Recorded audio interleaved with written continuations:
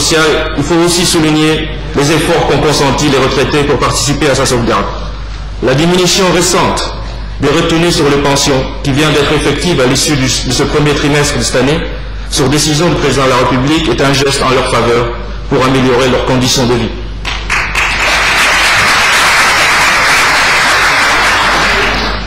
En dépit de ces progrès, notre système de protection sociale doit évoluer pour étendre la couverture sociale existante à un plus grand nombre de couches de la population qui s'en trouvent aujourd'hui exclues. Cette évolution est pressante, car le besoin s'exprime de plus en plus au sein de la population. Parmi tous ces besoins, celui de la mise en place de l'assurance maladie se pose aujourd'hui avec une insistance et une urgence particulière. Cela traduit le constat de la nécessité dans laquelle nous nous trouvons aujourd'hui pour mettre en place un système de soins plus efficace et moins coûteux pour les populations, en particulier ceux d'entre nous les plus vulnérables. Cette évolution passe d'abord par la consolidation des acquis et l'amélioration du cadre institutionnel de la sécurité sociale. C'est la raison pour laquelle il a été décidé de fusionner les deux caisses que sont l'OPS et la CNR. Un calendrier a été mis en place. Cette fusion doit être effective au plus tard du dernier trimestre de cette année. Parallèlement à ce processus de fusion, le ministère met en œuvre actuellement des études grâce à l'appui de la Banque mondiale. Ces études sont au nombre de 4. Elles portent sur le cadre institutionnel de la protection sociale, la convergence des régimes, ce qu'on appelle le volet actuariel, la retraite complémentaire et enfin sur la formation et la communication. Il y a une grande part qui va être donnée aussi à la gouvernance du secteur de la protection sociale. Ces études ont commencé depuis le mois de mars de cette année et leur restitution est prévue pour la mi-juin. Un atelier national sera organisé à cette fin où les principales parties prenantes vont pouvoir s'exprimer en toute interactivité sur ce sujet. À l'issue de cette étape, qui porte surtout sur la retraite, il est prévu d'engager des études sur l'assurance maladie. Comme vous pouvez le constater, l'année 2009 sera une année charnière en matière de protection sociale. Troisième domaine sur lequel porte mon intervention, c'est l'administration du travail. Dans ce champ de compétences, la responsabilité du ministère au nom du gouvernement est de réguler le monde du travail. Cette régulation est la condition pour tous les acteurs, les travailleurs et les employeurs, de disposer des règles nécessaires pour produire et générer des revenus. En outre, de la qualité de cette régulation dépend le climat social et ce faisant des succès économiques enregistrés par notre pays. Dans ce domaine, on peut être satisfait de l'adoption en janvier 2006 du nouveau Code du travail, qui est venu remplacer l'ancien Code qui datait de 1952 et qui, par conséquent, ne correspondait plus aux réalités de notre contexte économique et social. Le nouveau Code du travail est l'une des composantes majeures de l'arsenal des outils du processus de modernisation économique de notre pays. À travers son action de libéralisation du marché du travail par le biais d'une plus grande flexibilité, il a permis aux acteurs économiques de ne pas être enfreints par des règles rigides et des procédures longues. On peut par ailleurs affirmer qu'il a contribué à renforcer la compétitivité de notre pays. Suite à l'adoption de ce code, les partenaires sociaux avaient 3 ans pour renouveler les conventions collectives afin de les adapter avec le nouveau cadre réglementaire. Ce délai n'a pas été respecté. Le gouvernement, compte tenu de l'importance que revêtent ces conventions collectives, a donné un délai supplémentaire d'1 année pour qu'ils puissent négocier et produire ces conventions collectives. Il me paraît, vu les réunions régulières que tiennent les partenaires sociaux et de l'achèvement d'un certain nombre de conventions collectives, que ce délai sera respecté. En tout état de cause, le ministère suit de près ces négociations et attache une grande importance à ce que le calendrier retenu soit respecté.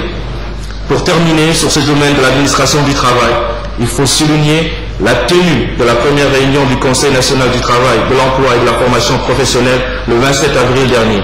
L'installation de cet organe de concertation tripartite marque l'engagement du gouvernement à promouvoir le dialogue social. En dernier lieu, je passe à la dernière partie de mon intervention. Elle concerne sur l'administration publique, pour dire la fonction publique. L'administration publique l'administration publique, c'est près de 10 000 agents, fonctionnaires ou relevant du statut de la convention collective. On les appelle les conventionnés, répartis dans tous les départements de l'État pour rendre le service public. Pour vous donner quelques repères sur la répartition de cet effectif, l'éducation nationale est le secteur qui concentre la plus grande proportion des agents de l'État. Je regardais un peu mes chiffres hier, 50% de l'effectif total. La santé vient en deuxième position avec 14,5%. Vient ensuite le ministère de l'économie avec 8%. La gestion de la carrière de tous ces agents depuis le recrutement à la mise à la retraite relève de la compétence du ministère. Dans un contexte national qui est caractérisé par des mutations rapides, tant sur le plan économique que social, l'administration publique est aussi amenée à se transformer pour accompagner le processus de modernisation du pays. Dans cet objectif, l'État a fourni beaucoup d'efforts. D'abord sur le plan des effectifs. L'administration a recruté en masse ces dernières années, surtout pour le secteur prioritaire que sont la santé et l'éducation nationale. Mais il faut aussi souligner que les autres départements ont aussi, peut-être modestement, des recrutements et ont vu leur effectif augmenter. Ensuite, sur le plan de la rémunération, le dégel des avancements est aujourd'hui dans sa troisième phase. Il s'agit de la période 2002-2006. Les décisions vont être mises dans le circuit administratif à l'issue de ce présent séminaire. Ce dégel, ces trois phases ont eu un coût financier important pour les finances publiques. En outre, il faut souligner qu'avec cette troisième phase, l'État est presque à jour sur cette question des avancements. Maintenant, il faut mettre l'accent sur l'amélioration de la gestion des ressources humaines. Le fonctionnement des administrations est d'abord et avant tout assuré par des femmes et des hommes, jeunes ou moins jeunes, avec de l'expérience. De la qualité de la gestion de cette ressource dépend la qualité du service public rendu à la population. La feuille de route du président de la République dans le domaine de l'administration publique met l'accent sur la transparence dans les procédures de recrutement et la promotion de la règle du mérite dans l'accès à la fonction publique. Dans ce cadre, mon département a organisé en 2008 11 concours pour différents départements ministériels. Ces concours ont permis de recruter 432 personnes. Il s'agit dans la majorité des personnes travaillant pour le secteur de la santé et de l'éducation nationale. Un autre facteur important dans l'amélioration de la gestion des ressources humaines est la formation continue des agents de l'État. Dans cet objectif, l'Institut national d'administration publique doit reprendre ses activités de formation très prochainement. Les locaux ont été réhabilités et seront prêts à accueillir ces formations. D'ailleurs, je dois le mentionner, une première formation sur la gestion des ressources humaines, secteur très important, est programmée. Elle est destinée aux gestionnaires des ressources humaines des différents départements ministériels. Cet institut est appelé à jouer, comme ses homologues dans les autres pays, un rôle de service pour les administrations, tant en matière de formation, de documentation et de recherche. En guise de conclusion, je dirais que les challenges sont importants dans tous les secteurs de compétences du ministère. Dans ce cadre, l'enjeu principal est le renforcement des ressources humaines pour pouvoir être à la hauteur des défis qui nous sont posés. Je vous remercie pour votre attention.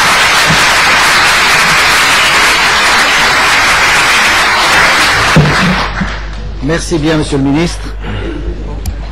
Merci bien, Monsieur le Ministre. Bien, j'attire l'attention de l'assistance que nous avons pas moins de 37 questions.